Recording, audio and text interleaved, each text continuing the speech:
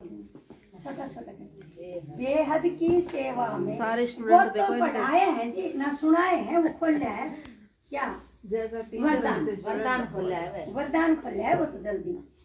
Slogan है बेहद की सेवा में बिजी रहो तो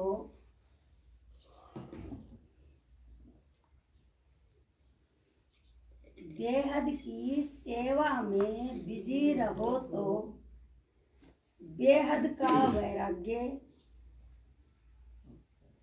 बेहद का वैराग्य सब तय आएगा।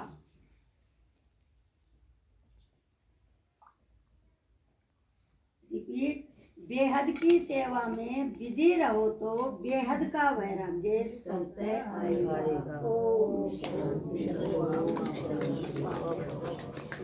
शकुंतला माता के लिए ताली हो जाए एक बार।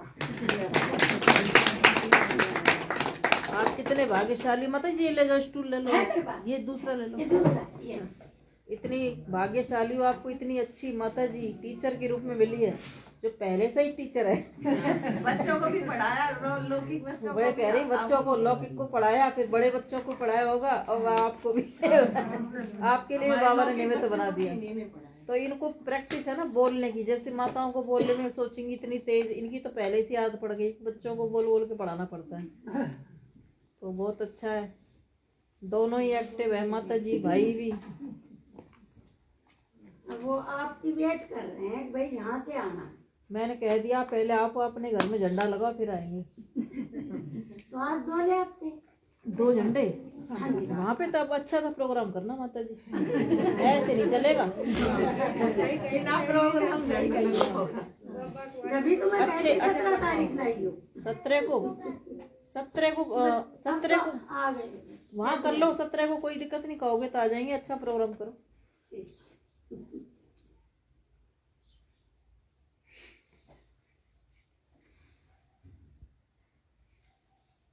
चलो 2 मिनट पहले बाबा को याद करो। वैसे होके तो जाइए थी उधर से, ऐसे नहीं खाली नहीं होके जाते। झंडा लगा हम तो पूरा काम करते हैं आते तो। जो ब्राह्मण आते हैं ना, कथा बिना करे नहीं जाते।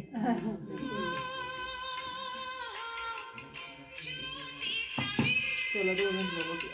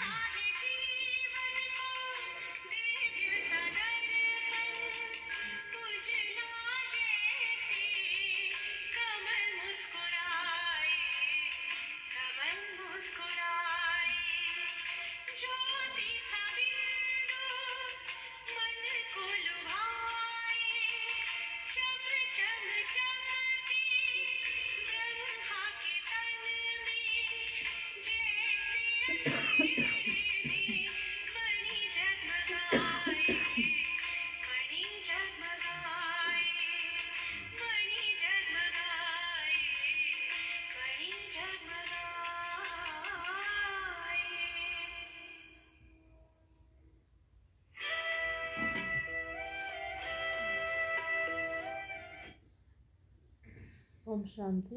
ओम शांति। मुरली हो गई कि नहीं? अच्छा, मुरली पूरी हो चुकी है। हाँ जी, बस सुनाओ तो अर्जुन बोली इधर बैठ के कराना। नहीं, बहुत अच्छा किया है, तो आपने काम पूरा कर दिया हमारे लिए। क्या भाई, आपके यहाँ पानी और रात दिन बहता रहता है उसमें झरने में है? आप प्यास से नहीं मरोगे, प्यास से नहीं मरेंगे, उसमें ना निकलता ही रहता है उसमें। कभी पानी की कमी नहीं आएगी आपके गांव में। और जैसा नाम है गिंदो खर, है ना, माना निखार, निखार लाने वाले। तो हमारे कहाँ लानी है निखार? मन के अंदर लानी है। तो शिव बाबा भी रोज ज्ञान सुनाता है कि इसे मन को इतना निखारो, इतना पवित्र बनाओ, इतना अच्छा बनाओ जो शीश महल बन जाए। जैसे शीश महल होता है एक साफ सुथरी जगह के लिए, कहते हैं कि वहाँ पर अपना चेहरा भी देखो तो साफ साफ दिखाई देता है। पानी होता है, अगर वो भी साफ होता है तो उसमें भी अपना चेहरा देखते हैं तो वो भी साफ दिखाई देता है। तो हमारा मन भी इतना साफ हो जो बाबा और हम में दूर ही ना हो। जितना मन साफ होता है ना, उतना हम बाबा के नज़दीक होते हैं, और जितना हमारा मन मैला होता है उतना ही हम बाबा से दूर होते हैं। तो यहाँ हम क्या करते हैं, आप क्या करने आते हो? अपने मन को निखारते हो, मन को साफ सुथरा करते हो, पवित्र बनाते हो। जब मन साफ सुथरा, मैं यही हूँ, आप कर लीजिए प्लीज। क्यों बैठ जाओ ना ये हाँ, जितना हम मन को साफ सुथरा करते हैं, परमात्मा को अर्पण करते हैं। साफ सुथरा करने के लिए क्या करना है? परमात्मा को अर्पण करना है। हम भक्ति में कहते हैं कि सब कुछ तेरा, सब कुछ अर्पण, तन मन धन सब तेरा। तो हमें क्या अर्पण करना है? मन अर्पण करना है। और सब कुछ तो पहले ही अर्पण किया था, तन भी लगाया, धन भी लगाया, खुद भी किया, औरों को भी कराया। तीर्थ यात्राओं पर जाते हैं तो अपने सब कुटुंब परिवार को लेके जाते हैं। जैसे आप वैष्णो देवी जाते हो या कहीं भी जाते हो तो सबको लेके जाते हो, तो सबको लगाते हैं भगवान में, लेकिन मन फिर भी नहीं लगा। तो यहाँ हम क्या करते हैं? मन को लगाते हैं। मन को लगाने की सहज विधि शिव बाबा ने बताई है। वो क्या बताई है? बहुत, जैसे छोटा बच्चा होता है ना, उसको बड़े प्यार से पढ़ाया जाता है। तो शिव बाबा ने बहुत प्यार से क्या पढ़ाया है कि पहले थोड़ा समय निकालो, बैठो, है ना। पहले बिठाना सिखाया, फिर याद करना सिखाया, कैसे भी बैठो, फिर सुनाना सिखाया, फिर कुछ न कुछ तो याद रहता है ना। और याद रहते रहते जैसे बाबा से प्यार हो गया, बाबा की मुरली से प्यार हो गया, बाबा किसी स्थान से, घर से प्यार हो गया, है ना। अभी बाबा का घर है, चाहे निमित्त तो कोई भी हो इसके, लेकिन है किसका घर? भगवान का घर। तो यहाँ बैठ के जो ज्ञान सुनता है, परमात्मा को याद करता है, वो क्या होगा? उसका उतना ही मन पावन बनता है। तो हमें जो पावन बनाना है, पवित्र बनाना है, मन को बनाना है। अभी तक क्या हमने चीज़ों को साफ सुथरा किया, लेकिन मन को साफ सुथरा करना है। दुनिया में भी कहते हैं कि मन हुआ चंगा, कठौती में गंगा। दुनिया में कहीं भी चले जाओ, कहीं भी, लेकिन मन को अर्पण करना किसी ने नहीं सिखाया। मन को शांत करना किसी ने नहीं सिखाया। कहेंगे मन तो बेलगाम घोड़ा है, तो भागता ही रहता है, कुछ भी करो। लेकिन हमने क्या किया? अपने मन को शांत करके बैठा लिया। अब आप इतनी देर यहाँ बैठते हो तो मन को शांत करके बैठाते हो, तभी तो बैठ सकते हो ना। अगर ये मन शांत नहीं होता है तो आप यहाँ बैठ नहीं सकते, क्योंकि थोड़ी थोड़ी देर में मन के अंदर कोई ना कोई विचारधारा उठती रहती है। कभी कोई काम धंधा याद आएगा, कभी कुछ याद आएगा, कभी कुछ याद आएगा, कुछ न कुछ खटखट होती रहेगी। जैसे एक बच्चे को आप साथ लेके आओगी तो बच्चा क्या करेगा? चुटपुट करता ही रहेगा, आपको बैठने नहीं देगा, ना बैठेगा ढंग से। आपको कई बार गुस्सा भी आ जाता है कि चुपचाप नहीं बैठता है। तो ये तो बच्चा है, तो आपको दिखाई दे जाता है, आपको गुस्सा भी आ जाता है। आप उसको उठा भी दोगे, नहीं मानेगा तो उसको डरा के बिठाओगे, कुछ भी करोगे, है ना। लेकिन ये मन है, ये भागता है, इसका इलाज क्या है? इसका इलाज है, इसको प्रभु में लगाओ, भगवान में लगाओ, ईश्वर में लगाओ। जब ये भगवान में लग जाता है तो धीरे धीरे ये शांत होता है। जितना शांत होता है उतना ही शीतल होता है। पहले शांत, फिर शीतल, फिर पवित्र बनता है। पवित्र कोई भक्ति मार्ग में कहते पावन, पतित पावन। तो ये पहले क्या था? पतित था। अभी क्या बन रहा है? पावन। कैसे बनता है? भगवान की याद से। अब भक्ति मार्ग में लोग घंटे घंटे लगा देते हैं भगवान के भक्ति पूजा पाठ में। इतनी सारी सामग्री होती है, मंदिर में जाएंगे, दीपक जलाएंगे, पूजा करेंगे, सब कुछ करेंगे, लेकिन मन को नहीं लगाते। तो मन क्या है? अशांत है। अशांत मन जो है कहीं भी टिकता नहीं है। फिर हमने क्या किया? अशांत मन को शांत करने के लिए चीज़ों को इकट्ठा करना शुरू किया, संग्रह किया, संबंधों में जोड़ के रखा इस मन को। कभी किसी की याद आती है, कभी किसी की याद आती है, इसलिए कुटुंब परिवार के बीच में रहते हैं। अगर एक दिन कह दिया जाए कि आप इनसे अलग हो जाओ या घर के कहीं चले जाएं, तो कहेंगे मन नहीं लगता है। उस दिन पूरा दिन मन नहीं लगेगा, क्योंकि आज कुटुंब परिवार में कोई भी दिखाई नहीं दे रहा। इसका मतलब हमने इस मन को कुटुंब परिवार से लगाया, फिर चीज़ों से लगाया। अगर हम कहीं एक दिन के लिए चले जाएं, बिना चीज़ों के हम रह नहीं सकते। हाँ, जैसे व्रत वाले दिन एक दिन मन को हम भगवान से लगाते हैं कि आज व्रत करना है, तो मन तो फिर भी भागता रहता है, ये खाना है, वो खाना है, ये करना है, मन तो नहीं लगता है। मन का व्रत तो होता ही नहीं है। वो व्रत जो हम करते हैं वो दृढ़ संकल्प करते हैं कि आज मुझे कुछ नहीं खाना है, तो वो व्रत हमने कैसे किया? व्रती से किया, लेकिन मन तो फिर भी भाग रहा है। तो परमात्मा कहता है मन को मारो नहीं, सुधारो। सुधारो माना परिवर्तन करो। इसको कोई एक अच्छी चीज दो। जैसे आपका बच्चा चाकू से खेल रहा है, तो आप क्या करते हो? बच्चे के हाथ में दूसरा खिलौना दे देते हो और चाकू उससे ले लेते हो। इसी तरह भगवान कहता है कि इस मन को क्या करो? प्रभु में लगाओ, ज्ञान की अच्छी अच्छी बातों में लगाओ, योग की अच्छी बातों में लगाओ, सुनो भी और सुनाओ भी। तो ये मन उसमें बिजी रहेगा तो और जगह जाने से बच जाएगा। अब बच्चा है, आप उसको घर में खिलौने ला के दे देते हो। क्यों देते हो? कि नहीं तो बाहर जाएगा खेलने के लिए, घर में खिलौने होंगे तो वो खेलता रहेगा। अब बच्चा बाहर की चीज खाने जाएगा, तब घर में ही उसको बना के खिला देते हो, तो उसका मन कहीं नहीं जा रहा है ना। आपने जो चीजें चाहिए थी वो सब ला के दे दी, अगर उसको घर में नहीं मिलेगी तो कहाँ जाएगा? बाहर जाएगा। इसीलिए परमात्मा के ज्ञान में शांति भी है, सुख भी है, पवित्रता भी है, सब कुछ है। क्यों दिया है भगवान ने सब कुछ? नहीं तो मन फिर बाहर जाएगा। अगर आपको एक चीज भी भगवान से कम मिलेगी तो क्या होगा? मन बाहर जाएगा। तो भक्ति में कहते हैं तुम ही हो माता पिता, तुम ही हो बंधु सखा तुम ही। तो दुनिया में किसी भी संबंधी से एक ही संबंध होता है। माँ माँ रहेगी, पिता पिता रहेगा, बहन बहन, भाई भाई रहेगा। दूसरा संबंध नहीं जोड़ सकते ना जिससे। लेकिन भगवान से तो हमारे सारे संबंध है। भक्ति में गाते हैं तो इसका मतलब सारे संबंध पहले से जुड़े हुए हैं। जो जुड़े हुए संबंध है उनको फिर से स्मृति में लाना है। उनको फिर से स्मृति में लाएंगे तो क्या होगा? मन की तार जब भगवान से लगती है तो सारे संबंध हमें याद आ जाते हैं। और जब याद आया तो फिर याद करना कोई मुश्किल नहीं है। अब आपने मान लीजिए अपने घर में किसी के लिए कहा जाए उसको याद करो, तो आपको कहना थोड़ी पड़ता है, याद रहता ही है ना।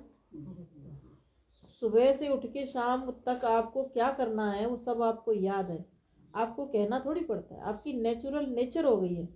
ऐसे ही परमात्मा को याद करना माना हमारी नेचुरल नेचर हो जाए। अब बाबा हमें रोज रोज योग कहता है, याद करो योग करो। क्यों कहता है? बाबा हमारी नेचुरल नेचर बनाना चाहता है। जैसे देवी देवताओं की जो नेचर है वो नेचुरल है ना। देखा है वो भगवान की याद में खड़े हुए हैं, ये भी देखा है वो मुस्कुरा रहे हैं, ये भी देखा है वो हमसे कुछ कह रहे हैं, है ना। ऐसे लगता है ना। तो वो नेचुरल उनकी नेचर बन गई, जिसको कहते हैं ना भगवान की याद हमारी रग रग में समा जाए। जैसे एक बच्चे का माँ से इतना प्यार होता है, वो उससे एक मिनट भी दूर नहीं होता है। अगर उसको दूसरी तीसरी कितनी भी माएँ मिल जाए, लेकिन वो अपनी माँ की तरफ ही भागता है। तो ऐसा वाला प्यार हमारा परमात्मा के साथ होना चाहिए। चाहे दुनिया की भौतिक वस्तुएं हमारे सामने कितनी भी आ जाएं, लेकिन फिर भी हमें भगवान से कोई दूर कर नहीं सकता है। कोई भी चीज़ हमें भगवान से दूर नहीं कर सकती है। कोई भी चीज़ भगवान का मुकाबला कर नहीं सकती, क्योंकि चीज़ें विनाशी हैं और भगवान अविनाशी है। चीज़ें छूट जाएंगी, खराब हो जाएंगी, लेकिन भगवान कभी भी उसको कोई भी अविनाशी को कोई भी उसको नुकसान नहीं पहुंचा सकता। तो आप ये सोचो कि आपने ऐसे परम शक्ति परमात्मा से, जो शक्तिवान है, उससे संबंध जोड़ा है। तो अब उसके संबंध जोड़ने के लिए तो बातें तो आएंगी, परीक्षाएं तो आएंगी, जिसमें आज बाबा ने कहा कलगीधर बनना है ना। दुनिया तो कहेगी। अब आप घर से लेके यहाँ तक आते हो, दुनिया क्या क्या सोचती है, कहाँ जाती हैं, क्या करती हैं, है ना। कई सोचते हैं वहां जाते हैं ना तो जादू हो जाता है, आज आए ना मुरली में जादू हो जाता है, तो यहाँ कोई जादू की छड़ी तो नहीं घुमाई जाती है। आपको इतने दिन हो गए क्या किसी ने जादू की छड़ी घुमाई है? तो कहाँ से जादू हो गया? जादू का मतलब आपको कोई भी परमात्मा की बात समझ में आ गई, समझ में आ गई, आपका मन शांत हो गया और आप ज्ञान सुनने लग गए।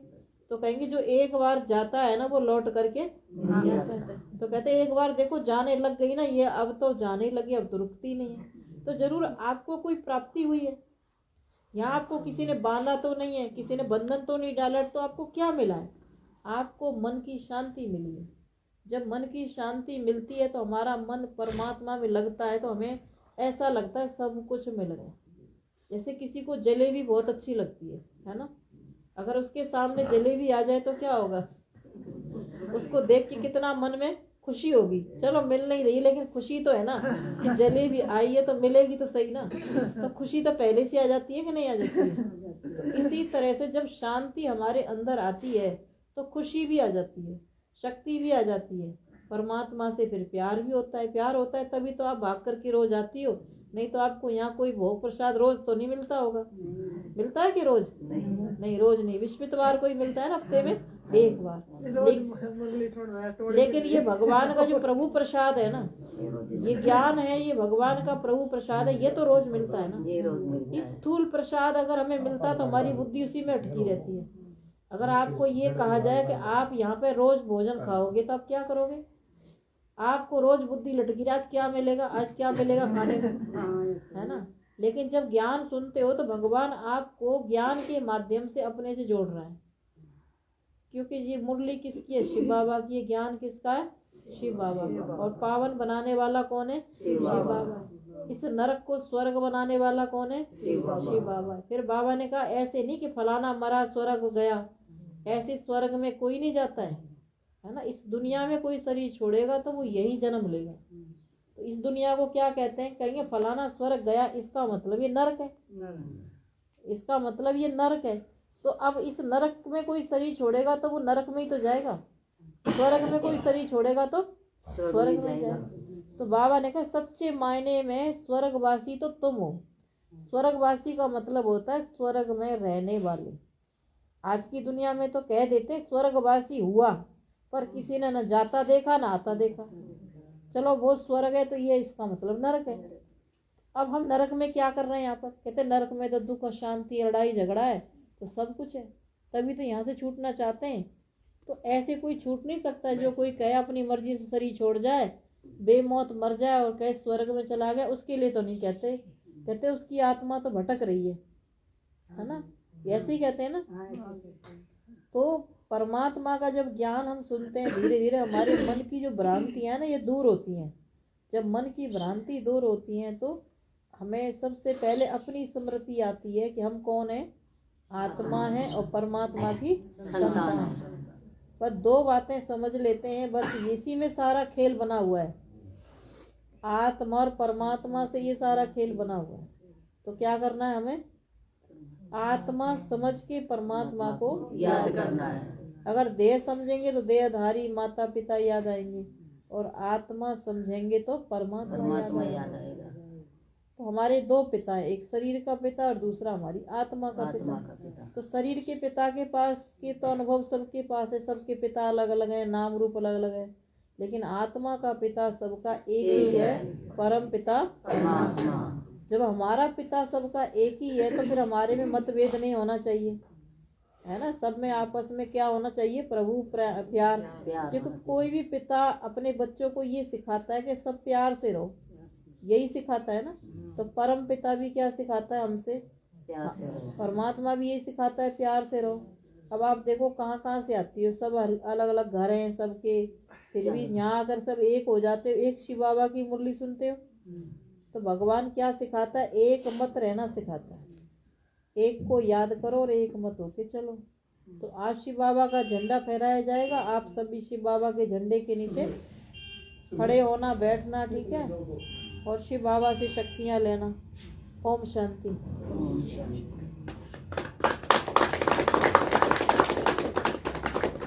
और आज तो भाई जी भी आए हमारे बीच में। देखो मैंने कहा आपको जरूर आना है। पहले तो घर आपका ये है, वो तो बाद का है।